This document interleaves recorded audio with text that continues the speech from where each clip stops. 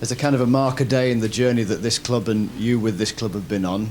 What does Sunday mean to you? You know, it was a softish start down at Bournemouth there. There's 30,000 Blades fans here experiencing Premier League football. Yeah, I think we've all enjoyed it. We've all enjoyed the experience of day one down at Bournemouth. I enjoyed watching my team go, the performance, and no doubt the supporters enjoyed their weekend. You know, it's always a thrill about a last-minute goal, whether it's, you know, to get yourself back into the game or a last-minute winner. And certainly looking at the scenes this week, there was absolute carnage in the away end, and rightly so, because, you know, that's the emotion that those guys have, and in terms of what they feel about the football team. And it'll be no different on Sunday afternoon.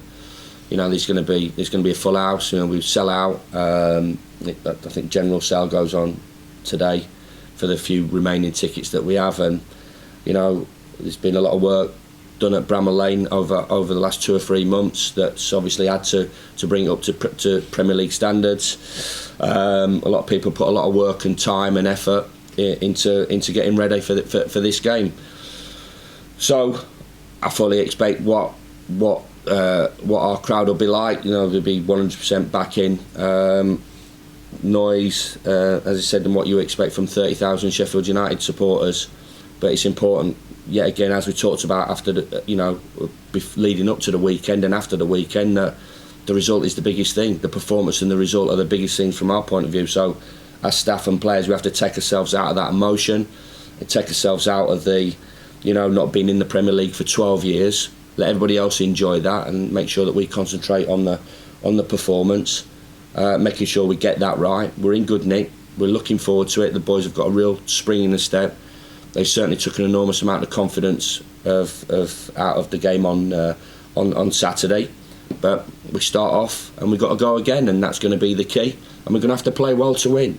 As I said, you know, up against a team that's been in the Premier League for 4, 5, 6 years, even a lot longer, and what that brings to that football club year in, year out, financially, and the improvement of a group. And I think that's the point I was trying to make at the start. You know, the clubs that were playing in the Premier League, they've had the opportunity every window, 2 windows for the last 4 or 5 years to improve and improve and improve. And you look at Palace this year, they signed the midfield player, McCarthy from Everton, IU, kept hold of Zaha, added to their group, and that's the key.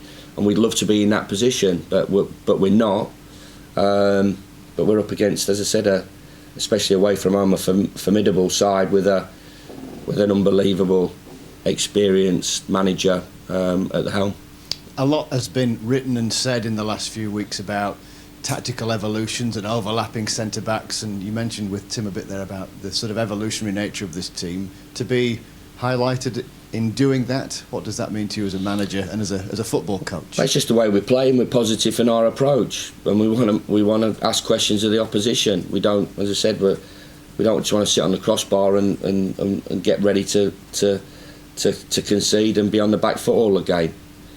There is part of that that's going to happen. You know, you just keep saying you're up against elite performers, you know, elite teams, elite managers. That's going to naturally happen, and we have to deal with that. But we've got to have some sort of threat ourselves and the way we play.